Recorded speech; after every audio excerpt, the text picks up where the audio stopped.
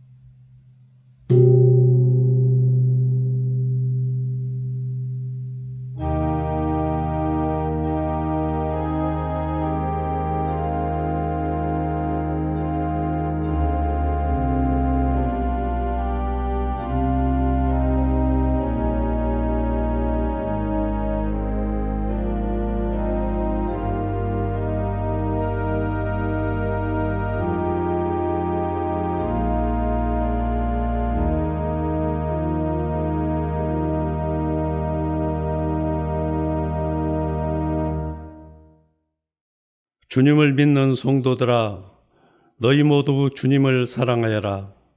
주님께서 신실한 사람은 지켜주시나 거만한 사람은 가차없이 벌하신다. 주님을 기다리는 사람들아, 힘을 내어라, 용기를 내어라. 아멘.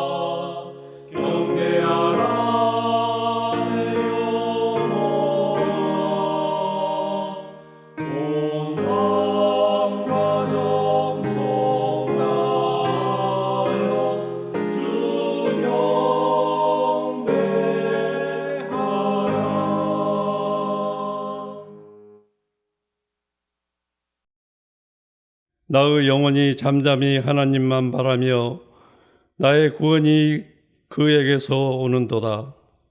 오직 그만이 나의 반석이시요 나의 구원이시요 나의 요새이시니 내가 크게 흔들리지 아니하리로다. 넘어지는 담과 흔들리는 울타리같이 사람을 죽이려고 너희가 일제히 공격하기를 언제까지 하려느냐. 그들이 그를 그의 높은 자리에서 떨어뜨리기만 꾀하고 거짓을 즐겨하니 입으로는 축복이요 속으로는 저주로다. 나의 영혼아 잠잠히 하나님만 바라라. 물은 나의 소망이 그로부터 나오는도다. 오직 그만이 나의 반석이시요 나의 구원이시요 나의 요새이시니 내가 흔들리지 아니하리로다. 나의 구원과 영광이 하나님께 있으며 내 힘의 반석과 피난처도 하나님께 있도다. 백성들아 시시로 그를 의지하고 그의 앞에 마음을 토하라. 하나님은 우리의 피난처시로다.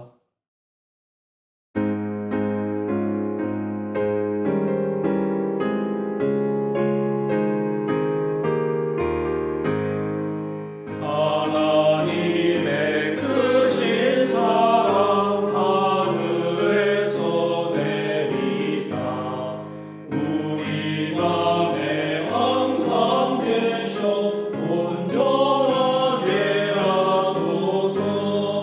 우리 주는 자비하사 사랑 무한하시니 두려워서 떠는 자를 구원하여 주소서. 걱정 근심 많은 자를 성령 감화하시며 복과 은혜 사랑받아 평안하게 하소서. 처음과 끝이 되신 주님 항상 인도하셔서 마귀 유혹받는 것을 속히 끊게 하소서. 전능하신 아버지여 주의 능력 주시고 우리 맘에 임하셔서 떠나가지 마소서. 주께 영광 항상 돌려 천사처럼 섬기며 주의 사랑 영영토록 찬송하게 하소서. 우리들이 거듭나서 금이 없게 하시고 주의 크신 구원받아 온전하게 하소서. 영광에서 영광으로 천국까지 이르러 크신 사랑 감격하여 경배하게 하소서. 아멘. 이건화 원사님께서 목회 기도해 주시겠습니다. 사랑으로 오신 하나님, 모든 만물에 생기를 주시고 힘찬 활력으로 새순 움트는 계절을 맞게 하시니 모든 어려운 현실에 희망을 갖습니다. 사순절 기간 동안 순환의 길을 걸으신 주님을 기억하고 회개와 절제와 경건한 마음으로 자신을 돌아보며 감사함으로 주님 앞에 겸손히 엎드립니다. 주님을 사랑하지만 우리 삶은 내려놓지 못하고 불리한 상황에서는 주님을 모른 척도 하며 주님을 믿는다 하지만 어려움 앞에선 기도하기보다 도망하는 비겁한 우리 모습입니다. 주님을 따르리라 하면서도 다른 것에서 만족을 얻고 주님을 거스르며 살고 있으며 주님과 동행하기를 원하지만 나의 필요가 먼저였고 주님의 음성에 귀 기울이보다 아직도 제 욕심에 따라 살았습니다. 주님은 우리를 위해 밤새워 기도하시는데 우리는 편안함과 안일함을 쫓아 살았습니다. 우리의 무지함과 부족함을 고백합니다.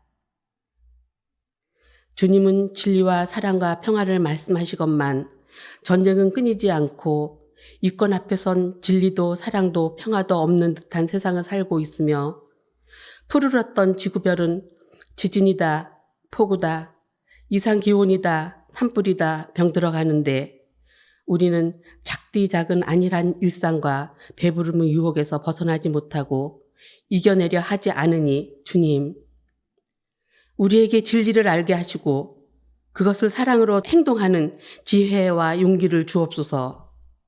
하나님 나라가 확정되어 가기를 기도합니다. 부활절에 세례를 받는 새 성도들이 있습니다. 성도들이 결혼할 때, 새 생명을 출산할 때, 세례를 통해서 주님의 자녀됨을 인정받는 그런 모습을 볼 때마다 주님의 고상하고 아름다운 세계가 곧 이루어질 것에 대한 설레임과 희망을 갖습니다. 생명사랑교회가 목회자들을 통하여서 주님을 바르게 알고 주님 뜻을 바르게 알아갈 때에도 하나님 나라가 확장되어질 것에 대한 설레임이 있습니다. 배움대로 사랑 실천에는 끊김없이 행동하는 성도들이 되게 하시고 진리에는 힘있게 지켜가는 지혜와 용기를 주옵소서. 하나님, 성도들 모두가 서로 사랑함으로 더욱 단단한 생명사랑교회가 되기를 원합니다. 나 자신을 돌이켜보고 타인의 마음을 헤아려 합심하여 선을 이루어가는 공동체, 그 공동체를 통해 주님 명이 우리 곁에 있다는 것을 알게 하옵소서. 오늘도 마음과 정성을 다하여 주님을 섬기는 모든 이들과 함께 하시고 은혜를 충만히 누리는 시간 되게 하옵소서. 오늘 하루도 온전히 주님께 맡기며 예수 그리스도의 이름으로 기도드립니다. 아멘.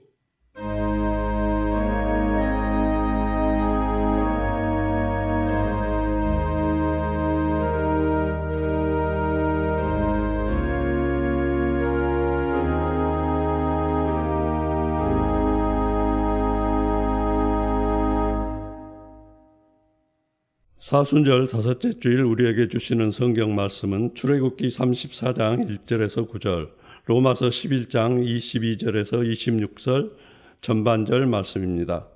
먼저 출애굽기의 말씀을 한 절씩 교독하시고 마지막 절은 함께 읽겠습니다. 주님께서 모세에게 말씀하셨다. 너는 돌판 2개를 처음 것과 같이 깎아라.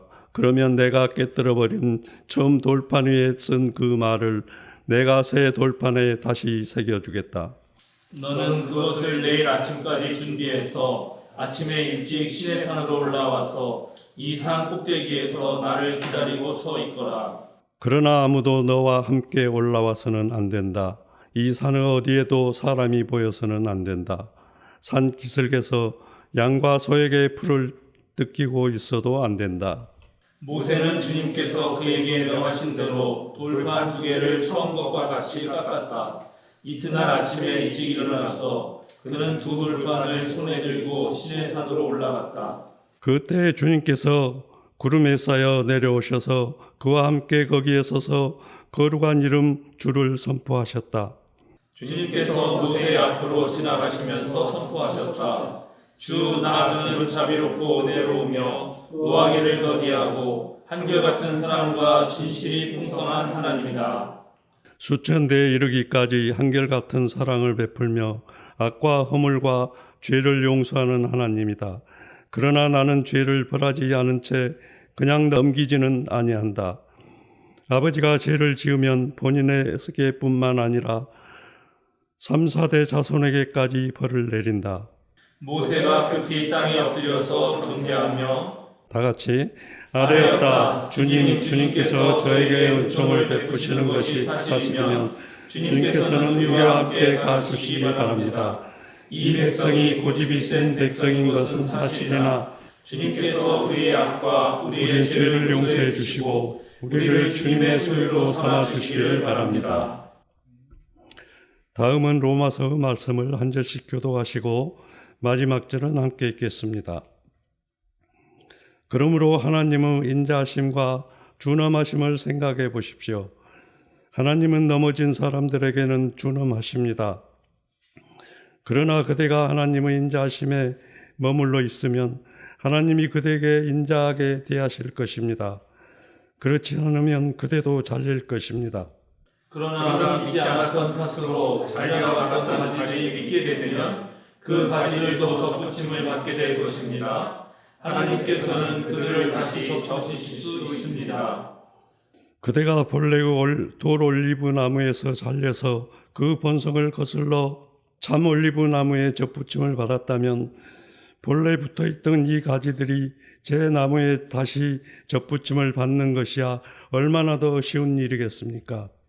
형제자매 여러분, 나는 여러분이 이 신비한 비밀을 알기를 바랍니다. 그것은 여러분이 스스로 현명하다고 생각하는 일이 없게 하려는 것입니다. 그 비밀은 이러합니다. 이방 사람의 수가 다 찰 때까지 이스라엘 사람들 가운데서 일부가 완고해진 대로 있으리라는 것과 다 같이 온 이스라엘이 구원을 받게 되리라는 것입니다. 아멘.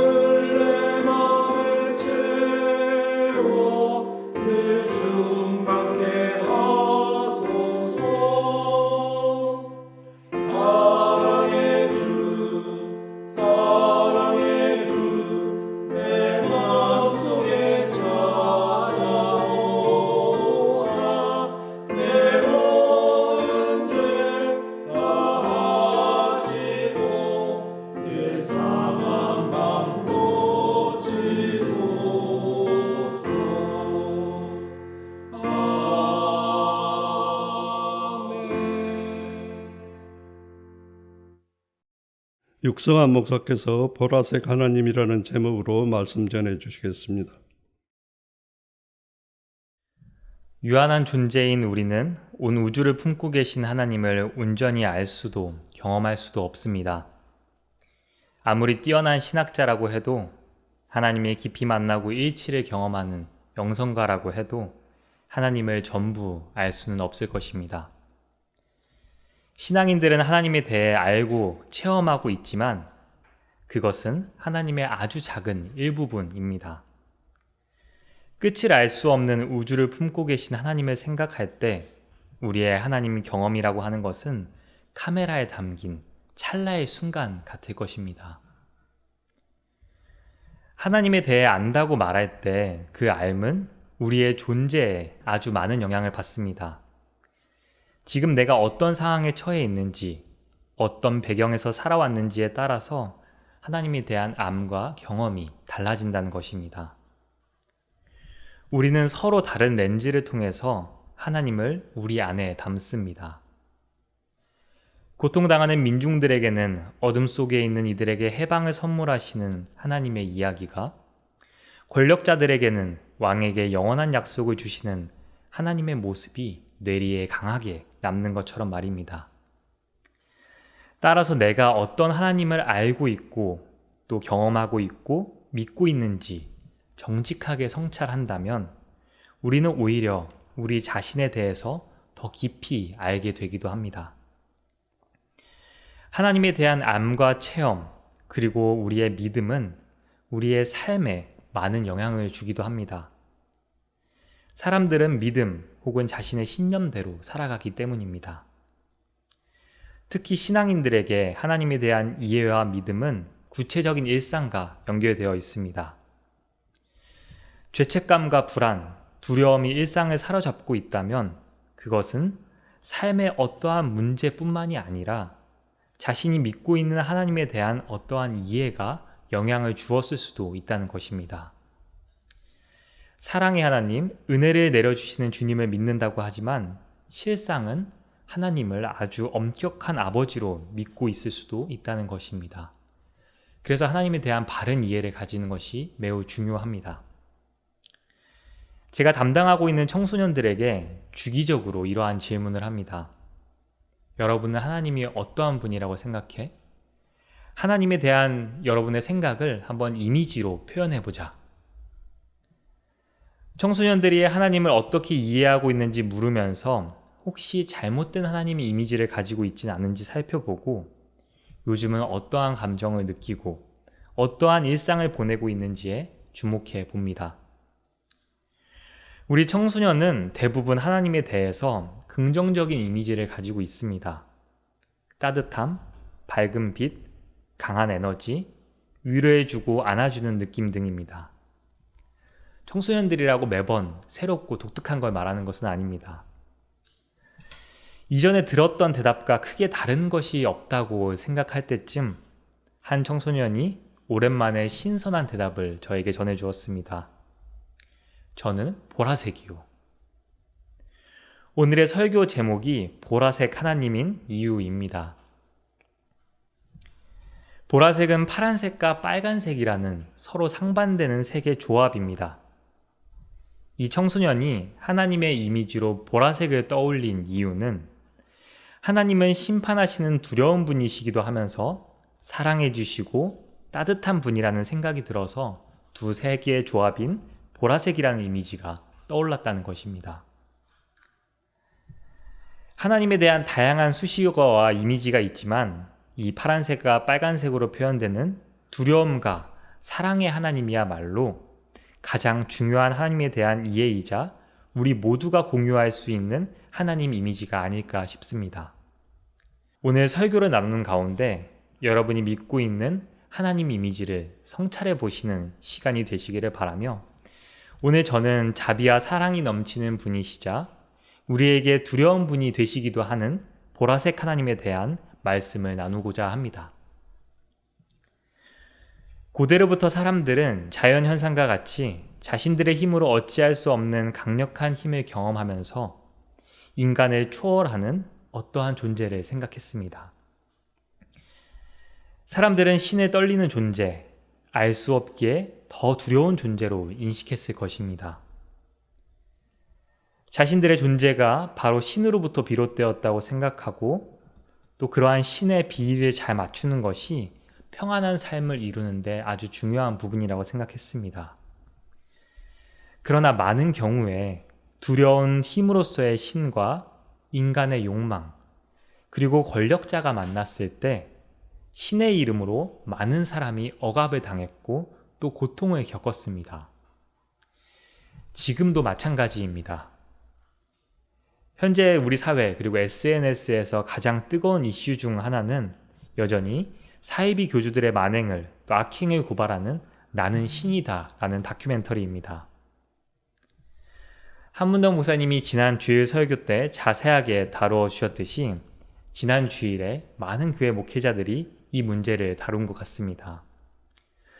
선정성과 폭력성이 강조된 구성 등의 문제는 차치하더라도 이단 사이비 문제가 얼마나 위험한지 우리 사회 전반에 알려주는 중요한 계기가 된 것 같습니다. 이 방송에서 폭로하는 사이비 교주들은 사람들의 연약함 그리고 신앙을 악용합니다. 자신들의 성적, 물적, 권력의 욕망을 채우기 위해 한 사람의 생명과 종교성을 짓밟고 하나님을 모독하는 사악한 이들입니다. 제가 이 프로그램을 보면서 주목했던 부분 중에 하나는 두려운 존재로서의 신입니다. 교주들은 늘 자신들이 원하는 방향으로 행동하지 않으면 하나님으로부터 심한 벌을 받는다며 공포심을 유발합니다. 피해자들은 이미 지옥과 같은 현실을 겪고 있었지만 신의 이름으로 하는 협박에 큰 공포를 느끼며 교주들의 말에 순종합니다. 우리는 삶의 고비를 마주했을 때 자비와 사랑의 하나님을 찾을 것 같지만 가만히 성찰해 보면 강한 힘과 능력을 지닌 두려운 하나님을 찾습니다. 닥친 문제를 기적적으로 빨리 해결하고 싶기 때문입니다. 이단 사이비는 바로 이 지점을 파고들었습니다. 혹할 만한 기적을 보여주며 남들에게는 없는 특별한 힘을 보이며 자신이 모든 문제를 해결할 수 있을 것처럼 행세합니다. 그리고 자신의 말을 듣지 않으면 무서운 심판이 있을 것이라며 공포심을 일으키고 결국 자신에게 종속되도록 합니다. 피해자들이 교주들의 터무니없는 협박과 저주에 공포를 느끼는 이유를 이해하기 쉽지는 않습니다. 그런데 다른 한편으로 생각해 보면 당시와 지금 우리 사회를 살아가는 사람들이 이러한 사이비에 넘어갈 정도로 그만큼 불안하고 삶에 대한 불확실성과 두려움에 괴로웠다는 말이기도 합니다. 어쩌면 사이비 문제는 분명 한국 사회 전체의 문제일 것이고 건강한 교회로서 역할을 제대로 감당하지 못한 한국 교회에도 그 책임이 분명히 있습니다. 과거로부터 지금까지 두려운 하나님에 대한 잘못된 이해는 계속 이어져 오고 있습니다. 그것들을 계속 이용합니다. 교회 안에서 공포심을 자극해 목회자에게 순종하게 하거나 공포심을 자극해 헌금을 강요하며 교회 성장의 도구로 사용하거나 지금은 소수자를 차별하고 배제하는데 두려운 하나님의 이미지를 사용합니다. 그러나 이처럼 공포심을 자극하는 하나님은 그리스도교 신앙이 말하는 두려운 하나님이 아닙니다. 이것은 이윤을 얻기 위해 기업이 사용하는 공포 마케팅에 불과합니다. 기업들은 상품을 판매할 때 소비자에게 공포심과 불안감을 일으켜서 구매를 유도하는 전략을 사용하곤 합니다. 사실과는 다르지만 공포심을 불러일으킬 수 있는 지점을 과장하거나 거짓말을 섞어서 상품을 광고하고 판매하는 것입니다. 입냄새 때문에 이성에게 무시당하는 스토리를 보여주는 구강 청결제 광고가 대표적이고 또 요즘 유튜브에는 돈을 적금에 넣으면 바보가 된다는 주식 투자 광고가 많이 나옵니다. 지금까지 많은 교회가 숱하게 말해온 두려운 하나님은 이러한 공포심을 자극하는 거짓 공포 마케팅과 별반 다를 바가 없습니다. 하나님은 분명 두려운 분이십니다. 그러나 이 고백은 공포 마케팅과는 전혀 다른 의미입니다. 하나님의 크신 뜻을 우리는 다 알 수도 없고 하나님 앞에 고개 숙일 수밖에 없는 삶을 살고 있는 우리입니다. 아담과 하하가 하나님 앞에서 자신을 숨겼던 것처럼 완전하신 하나님 앞에 떳떳하고 당당하게 설 수 있는 사람은 없습니다. 베드로가 예수님 앞에 엎드려서 주님, 나에게서 떠나 주십시오. 나는 죄인입니다. 라고 고백했던 것처럼 완전하신 분 앞에 서면 우리의 약함과 한계가 분명히 드러나며 우리는 두려움과 경외심을 느낍니다. 예수님은 몸은 죽일지라도 영혼을 죽이지 못하는 일을 두려워하지 말고 영혼도 몸도 둘 다 지옥에 던져 멸망시킬 수 있는 분을 두려워하라고 말씀하시며 우리가 온전히 하나님만을 두려워하라고 말씀하십니다. 하나님을 두려운 분으로 생각한다는 것은 우리의 삶을 억압하기 위함이 아니라는 것을 우리는 분명히 알아야 합니다. 자신의 욕망을 충족시키기 위해 공포를 불러일으키는 겁박과는 다른 것입니다. 공포는 무지와 폭력성에 기인한 것인데 하나님을 두려워한다는 것은 이러한 공포심을 느끼는 것이 아니라는 것입니다. 하나님을 두려워한다는 것은 완전하심 앞에 우리가 겸손해지는 것, 우리가 하나님의 피조물임을 제대로 느끼는 것, 세상의 불의한 권력이 아니라 하나님에게서 진정한 힘을 느끼는 것, 그분의 크신 뜻과 사랑 앞에 압도되는 것입니다. 하나님 앞에 경외감을 느끼는 것입니다. 여기에는 그 어떠한 폭력도 무지로 인한 불안감도 없습니다. 그러나 성경은 우리의 신앙이 이러한 두려움에만 기대어 있지 않기를 바랍니다. 하나님 앞에 두려움과 경외심을 느끼는 것도 중요하지만 우리 그리스도교 신앙은 무엇보다 하나님의 사랑에 기대어 있는 종교입니다. 오늘 우리가 함께 읽은 출애굽기의 말씀은 하나님은 두려우신 분임과 동시에 놀라운 사랑을 보여주시고 사랑으로 압도하시는 분이심을 보여줍니다. 오늘 말씀에서 하나님께서는 자신이 어떠한 분이신지를 직접 소개하십니다. 나 주는 자비롭고 은혜로우며 노하기를 더디하고 한결같은 사랑과 진실이 풍성한 하나님이다. 이 한 문장 안에는 우리가 믿는 하나님의 중요한 속성이 압축되어 있습니다. 이 구절에서 자비롭고 라고 번역된 히브리어 단어는 라쿰입니다. 라쿰은 명사로 레켐인데 어머니의 자궁, 모태를 가리키는 단어입니다. 어머니가 아이를 뱃속에 품는 깊은 사랑을 표현한 것입니다. 은혜로우시며 라고 번역된 히브리어 한누는 종주국의 왕이 봉신들에게 베푸는 풍성한 혜택을 의미합니다. 하나님의 말씀을 듣고 충성을 다하는 백성에게는 하나님께서 넘치는 은혜를 베푸신다는 의미입니다. 노하기를 더디하신다고 번역된 에레크 아파임은 긴 두 개의 콧구멍을 말합니다. 우리는 화가 나면 금세 하고 콧김이 나오지만 하나님은 호흡이 기셔서 좀처럼 화를 내지 않으신다는 뜻입니다.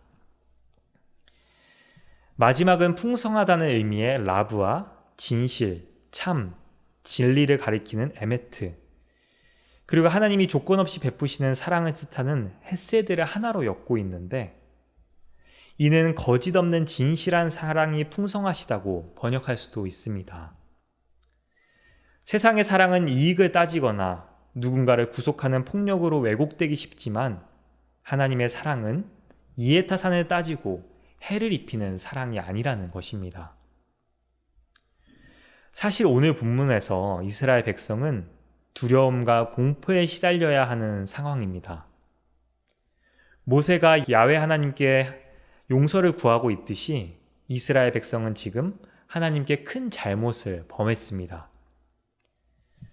하나님의 이끄심으로 애굽에서 탈출한 이스라엘 백성은 시내산에서 하나님께서 말씀하신 것을 지키기로 약속하고 주님의 백성이 되었습니다.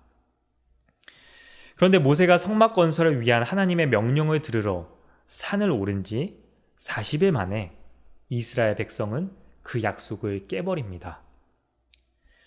모세가 사라진 것이 불안했던 백성들이 금송아지를 제작하여 예배했던 것입니다. 하나님은 백성들의 이 잘못에 분노하시며 꾸짖으십니다. 이스라엘과 함께 가지 않으시겠다고 단호하게 대하십니다. 그러나 백성들의 회개와 모세의 간청에 두려움보다 더 큰 사랑으로 그들을 품으십니다.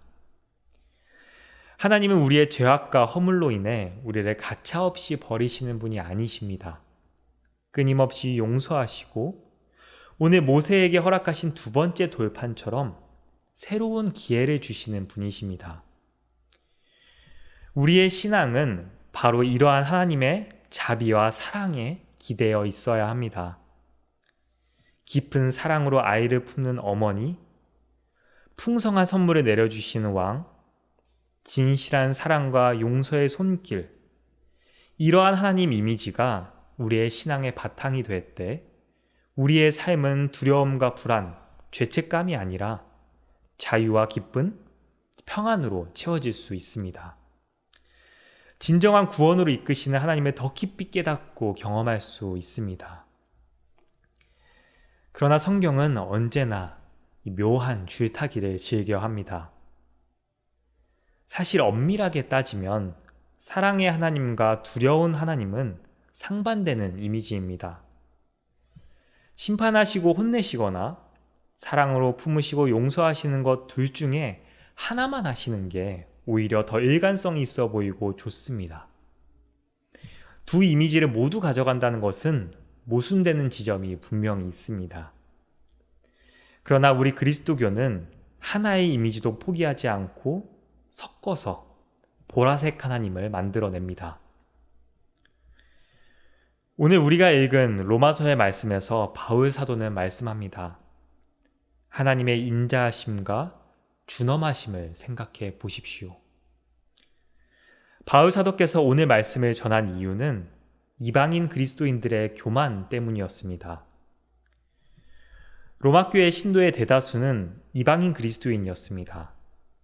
이들은 많은 이방인이 예수님을 그리스도로 받아들여 하나님의 백성이 되는 것과 반대로 유대인들은 그렇지 못한 것을 보며 교만한 태도를 보였습니다.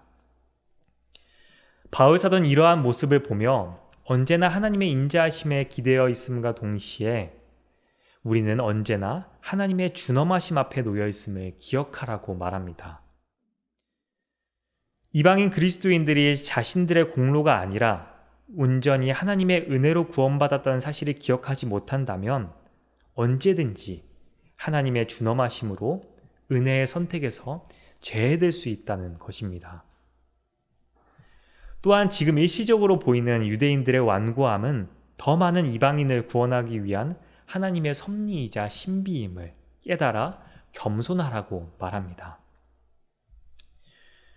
우리가 온전히 하나님의 인자하심과 사랑에만 기대어서 살아갈 수 있다면 정말 좋겠지만 우리의 믿음의 연약함과 부족함이 그 사랑에만 기대어 갈 수 없게 합니다. 우리는 쉽게 사랑을 잊고 쉽게 익숙해지며 무뎌집니다. 성경은 우리의 신앙이 하나님의 인자하심에 그리고 크신 사랑에 온전히 기대어 나아가길 바라면서도 우리가 언제나 하나님의 준엄하심에 우리의 자신을 세우고 우리가 하나님의 사랑과 인자하심에 정말로 기대어 살아가고 있는지, 하나님의 백성다운 모습으로 살아가고 있는지 계속 성찰해 보라고 요청합니다. 하나님의 사랑에 감사하지 못하고 주님의 도구로서 역할을 감당하지 못할 때 언제든지 우리도 하나님께서 준엄하게 대하심을 기억해야 한다는 것입니다. 우리에게 보라색 하나님이 필요한 이유입니다. 그리고 또 한 가지, 우리에게 보라색 하나님이 필요한 이유는 이 땅이 정의롭지 못하기 때문입니다. 하나님께서 이스라엘 백성이 금송아지를 만든 행동을 그저 품지 않으시고 엄하게 다루신 이유는 이 행위가 하나님을 자신들의 욕망 안으로 가두는 행동임과 동시에 이스라엘 백성을 억압했던 제국의 질서를 닮아 있었기 때문입니다. 우상 숭배는 신의 형상을 만든다는 것은 신의 이름으로 약한 이들을 억압하는, 풍요라는 명목으로 생명을 죽음으로 내모는 제국의 더러운 문화, 불의한 질서와 맞닿아 있었습니다. 하나님께서 불의 앞에서는 타협하거나 부드럽게 넘어가지 않으신다는 것을 강조하고 싶었던 것입니다. 이것은 우리도 세상의 불의 앞에 단호하게 대응하고 단호하게 맞서야 된다는 뜻이기도 합니다. 사랑의 하나님만 강조하고 두려움이시자 심판하시는 하나님의 이미지를 경시할 때 우리 안에 정의에 대한 감수성이 약해지기도 합니다. 사랑의 하나님을 통해 고통당한 이웃에게 나아갈 수도 있지만 우리가 숱한 세상에 불의와 싸우고 악에게 힘있게 저항하려고 할 때 끝까지 싸울 용기와 힘은 정의의 하나님, 심판자이시자 두려운 하나님에 대한 믿음에서 얻습니다. 사랑하는 생명사랑 교우 여러분, 우리 생명사랑 청소년이 전해준 보라색 하나님을 귀한 배움으로 받으시길 바랍니다. 보라색 하나님을 여러분 신앙의 중심에 놓으시길 바랍니다. 우리는 사랑과 두려움 그 사이의 균형을 잃지 않고 신앙의 길을 걸어가야 합니다. 먼저 우리를 구원하시고 어머니의 품처럼 따뜻한 하나님의 사랑을 여러분의 신앙의 토대로 삼으시길 바랍니다. 이것은 우리 그리스도교 신앙의 핵심입니다. 그러나 언제나 주님의 사랑과 인자하심에 감사하며 살아가고 있는지, 우리가 성실하게 하나님의 사랑의 도구가 되고 있는지, 정의의 왼팔이 되고 있는지 성찰하시기 바랍니다. 우리도 언제든지 하나님의 도구가 아니라 사용할 가치를 잃어버린 골동품이 되어버릴 수 있다는 사실을 늘 기억하시며 오늘 이 시간 다시 한번 믿음의 매듭을, 신앙의 매듭을 단단히 묶으시길 바랍니다. 기도하겠습니다. 십자가에 달리신 예수님을 보며 형언할 수 없는 크신 사랑을 느낍니다. 주님의 놀라우신 사랑과 그 인자하심에 깊은 감사를 드립니다. 우리가 언제나 주님의 사랑에 기대어 살게 하옵소서. 우리의 생명과 삶이 주님의 사랑 없이는 존재할 수 없음을 기억하게 하옵소서. 놀라운 은혜에 대한 감격이 희미해지지 않도록 우리를 지켜주시고 하나님의 준엄하심에 우리를 성찰하며 하나님 나라 백성의 삶을 바로 걸어가게 하옵소서. 우리 주님 예수 그리스도의 이름으로 기도합니다. 아멘.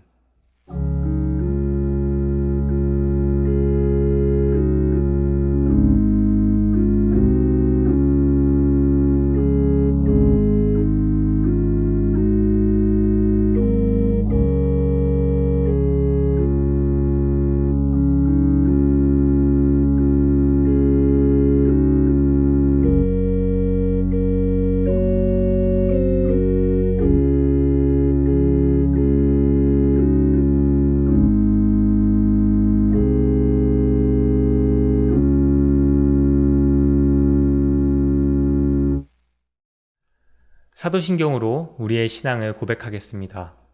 나는 전능하신 아버지 하나님 천지의 창조주를 믿습니다. 나는 그의 유일하신 아들 우리 주 예수 그리스도를 믿습니다. 그는 성령으로 잉태되어 동정녀 마리아에게서 나시고 본디오 필라도에게 고난을 받아 십자가에 못 박혀 죽으시고 장사된 지 사흘 만에 죽은 자 가운데서 다시 살아나셨으며 하늘에 오르시어 전능하신 아버지 하나님 우편에 앉아 계시다가 거기로부터 살아있는 자와 죽은 자를 심판하러 오십니다. 나는 성령을 믿으며 거룩한 공교회와 성도의 교제와 죄를 용서받는 것과 몸의 부활과 영생을 믿습니다. 아멘. 매월 마지막 주일에는 주님께서 우리에게 주신 은혜에 감사드리며 함께 감사기도를 나눕니다. 함께 감사기도 드리겠습니다. 따뜻한 봄날의 기운이 저희의 온몸을 감쌉니다. 흐르는 물과 춤추는 물고기의 소리를 통해 우리의 굳은 마음은 녹습니다. 새싹이 올라오는 힘이 우리를 격려합니다. 하나님의 창조와 사랑의 섭리에 참으로 감사드립니다. 온 땅의 생명의 기운을 북돋아 주시는 은혜에 감사드립니다. 오늘 이 시간 주님의 은총과 그 손길이 지금 이 순간에도 함께하고 계시다는 것을 깨닫습니다. 주님의 은총과 그 손길을 통해 우리의 생명이 주님 안에서 더 더욱 우거지게 하시고 주님을 향한 열정은 더 뜨겁게, 우리의 영혼은 더 맑게 해주옵소서.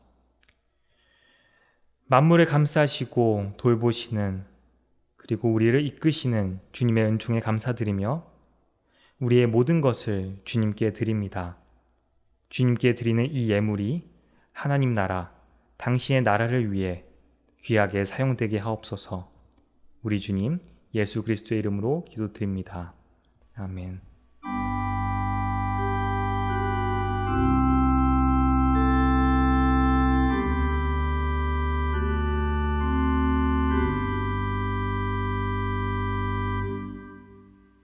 보냄 찬송 379장 내가 있게 멀고 밤은 깊은데 함께 찬양하겠습니다.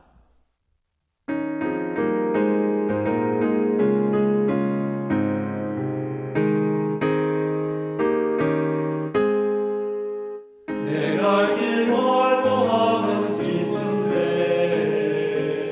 이 되신 주 저 본향집을 향해 가는 길 비추소서. 내가 가는 길 알지 못하나 한 걸음씩 늘 인도하소서. 이전에 방탕하게 지낼 때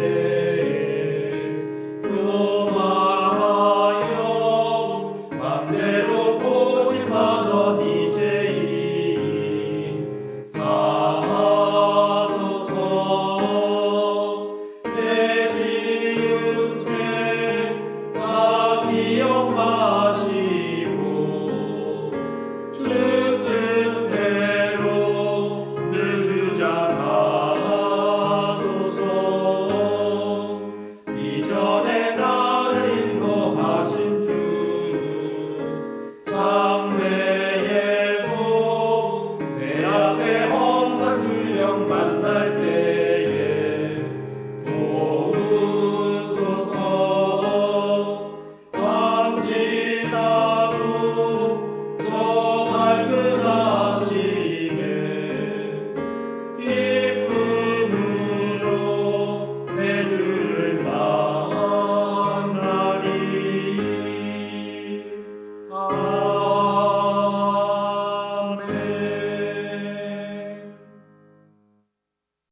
사랑하는 생명사랑교우 여러분, 어깨를 쭉 펴고 똑바로 서십시오. 세상으로 당당하게 그리고 힘차게 걸어 나아가십시오. 자유인으로 사십시오. 하나님의 사랑에 기대어 살아가되 우리의 하나님은 준엄한 분이시라는 것을 잊지 마십시오. 사랑과 두려움 그 사이에 긴장을 놓지 마시고 사랑과 정의의 균형을 잘 잡으며 보라색 하나님의 백성으로 살아가십시오. 축도하겠습니다.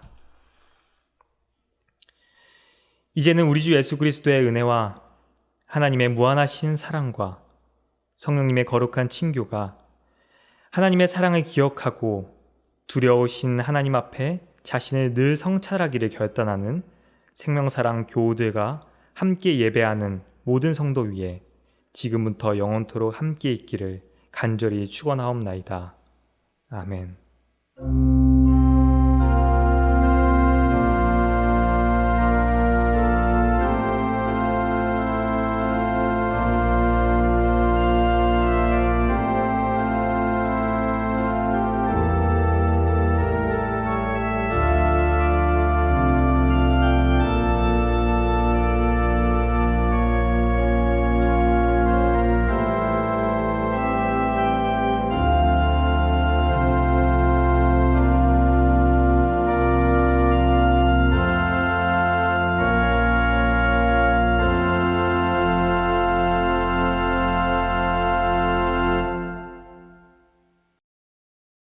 사김과 알림 시간입니다. 오늘은 사순절 다섯째 주일입니다. 사순절 기간 동안 매일 아침 출애굽기를 중심으로 묵상글을 드립니다. 오늘 오후 1시 30분 목회 운영위원회가 있습니다. 오늘 사도신경 모임은 한문동 목사의 개인 사정으로 휴강합니다. 4월 1일 토요일 오전 6시 월삭기도회가 있습니다. 다음 주일 4월 2일은 종료주일입니다. 예배 중에 성찬식이 있습니다. 다음 주일 오후 1시 30분에 성수강 그리스도인을 위한 신앙생활 특강이 있습니다. 3강 제목은 오라 주님의 식탁으로입니다. 다음 주일 오후 4시에 기후위기 걷기 기도회가 있습니다.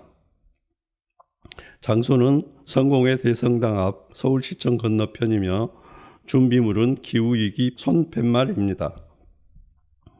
4월 2일 종료주일부터 4월 8일 부활 전야까지 릴레이 금식 기도를 합니다.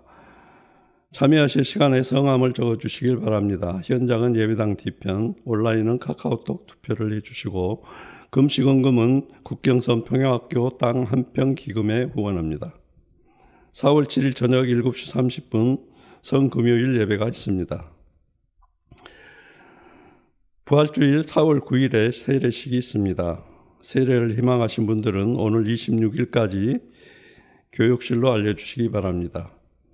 환경을 위해 종이 주변을 줄이려고 합니다. 가능한 분들은 태블릿 PC나 핸드폰을 이용해 주시기 바랍니다. 3월 26일에서 4월 1일 생일자는 3월 28일 최하늘 집사입니다. 다른 광고는 주보를 참조해 주시기 바랍니다. 오늘 함께 예배 드릴 수 있어 감사합니다. 한 주간 평안하시길 바랍니다.